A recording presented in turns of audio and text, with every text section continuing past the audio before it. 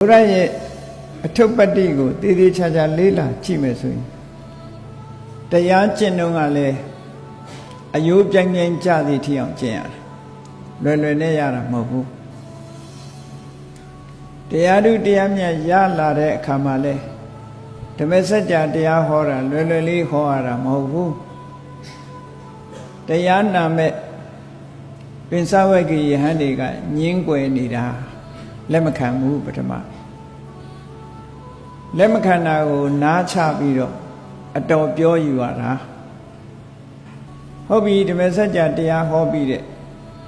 နောက်ပိုင်းမှာရောမြတ်စွာဘုရားလုပ်ငန်းတွေဟာချောမွေ့သလားဆိုဘယ်ချောမွေ့မှာတော့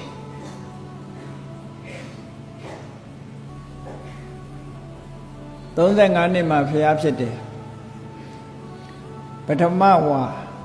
ဣတိပတနာလို့ခေါ်တယ်ဘေးမဲ့တော်မှာမိဂရာလို့ခေါ်ကြတယ်ဘေးမဲ့တော်မှာသရင်သုံးနေထိုင်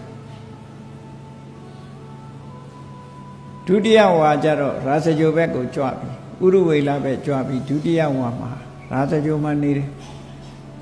ရာဇဂိုမှာနေတဲ့အခါမှာရာဇဂိုမြို့သူမြို့သားတွေကအလွယ်တကူလက်ခံသလားလို့ဆို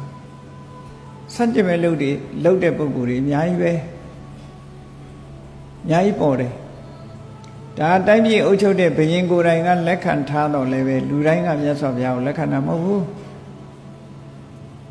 မြတ်စွာဘုရားမျိုးရဲရွာရဲဆွမ်းခံသွားတဲ့အခါလူတွေကတူတူပြောတယ်အမျိုးဖြတ်တဲ့ကိုတော်ကြီးလို့လည်းပြောခါကုလုပိစေတာယနော်အမျိုးပြတ်ဖို့လုံနေတာသားတွေသမီးတွေသင်္ကန်းဝတ်တော်မကျင့်တတ်တဲ့အမေတွေကပြောတယ်အမျိုးပြတ်အောင်တို့လူမျိုးတွေပျက်စီးသွားအောင်လုပ်တယ်အမျိုးသားယောက်ျားတွေသင်္ကန်းဝတ်သွားတော့အမျိုးသမီးတွေကလည်းပြောတယ်မုတ်ဆိုးမတွေဖြစ်ကုန်အောင်လုပ်နေတာဒီကိုတော်ကြီးကဒါတကယ်ပြောခဲ့တာနော်အဲ့ဒါလို့တီတို့ပြောရုံမရမကလက်ညှိုးထိုးပြောခံရသည့်ထီအောင်မြတ်စွာဘုရားကြုံတွေ့ဘယ်လိုပဲကြုံတွေ့မြတ်စွာဘုရားက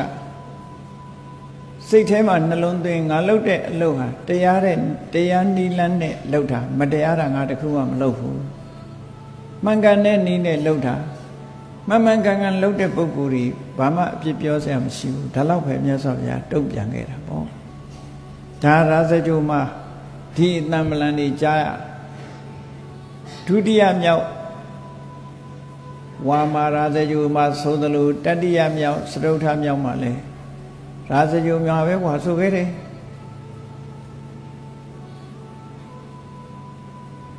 ဖျားဖြစ်လို့2နှစ်ကြာပြီးတဲ့နောက်မှာရာဇဂိုကနေပြီးတော့ကပိလုကိုကြွတဲ့အခါမှာ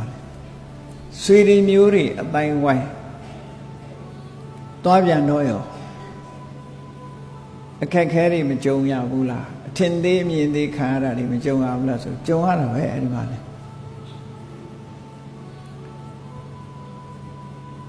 တိဋ္ဌထဟာငါတို့လည်းငယ်တယ်ငါတူနော်ငါသားအရွယ်လောက်ငါမြည်အရွယ်လောက်ရှိတယ်ဆိုပြီးတော့ဖះကို respect မပေးဘူးသူရဲ့ငယ်တဲ့တာကဝင်ဆွေတော်မျိုးတွေကသာ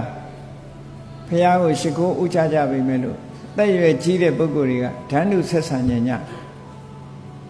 အဲ့ဒီမှာမြတ်စွာဘုရားဟာရေမီးအစုံတကုတ်ပြရိယာကိုပြရတယ်အဲ့ဒီကြတော့မှတာကဝင်မင်းနေမာနကျိုးပြီးတော့ဘုရားကိုရှိခိုးတာဒီလိုပဲခြုံတာနောက်အဲ့ဒီကနေပြီးရာဇဂိုကနေပြီးတော့ရာဇဂိုမြို့မှာ4ဝမြောက်ထီအောင်ဝါဆိုတယ်ဝါဆိုပြီးတဲ့နောက်မှာ9ဝမြောက်ကြတော့ဝေသာလီမှာဝါဆိုတယ်6ဝမြောက်ကြတော့မကုလတောင်မှာဝါဆိုတယ်9ဝမြောက်ကြတော့တာဝရိန္ဒနတ်ပြည်တက်ပြီးအဘိဓမ္မာတရားဟောပြီးဝါဆိုတယ်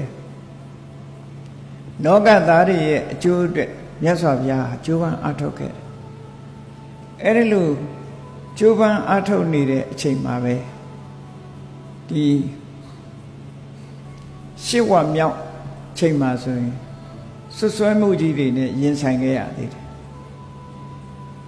အကြီးကျယ်ဆွဆွဲမှုနဲ့ အမျိုးသမီးနဲ့ဆွဆွဲတာခံရတယ်တခါလူသတ်မှုနဲ့ဆွဆွဲတာခံရတယ်ဒီလိုခံရတာမြတ်စွာဘုရားအဲ့ဒီချိန်မှာတတ်တော်42နှစ်ပဲရှိသေးတယ်ဟောမြတ်စွာဘုရားကိုကြီးညိုတဲ့ပုဂ္ဂိုလ်တွေကအလွန်များလာတယ်များလာတော့မဟုတ်မမှန်လောက်ကြံဝါဒဖြတ်ခြင်းတဲ့ပုဂ္ဂိုလ်တွေကအများကြီးဖြစ်လာတယ်ပေါ့အဲ့ဒါကြောင့်မို့လို့မြတ်စွာဘုရားရဲ့ဘဝမှာလောကဓာတ်တွေဟာအလွန်များတယ်ဘာနဲ့ဥပမာတူတော့ဆိုတစ်ပင်ကြီးဟာမြင့်လေလေလေတိုက်တဲ့ဓာတ်ခံရလေလေပဲပေါ့သို့တော့မြတ်စွာဘုရားစိတ်နှလုံးဟာအမြဲတမ်းကြံ့ခိုင်တဲ့အတွက်ကြောင့်လောကဓာတ်တွေအားလုံးဟာနောက်ဆုံးမှာစိတ်နှလုံးကြံ့ခိုင်စွာနဲ့ရင်ဆိုင်သွားလို့သူ့ဘာသူအလိုလျောက်လောကဓာတ်တွေကိုလွန်မြောက်ခဲ့နိုင်တယ်ပေါ့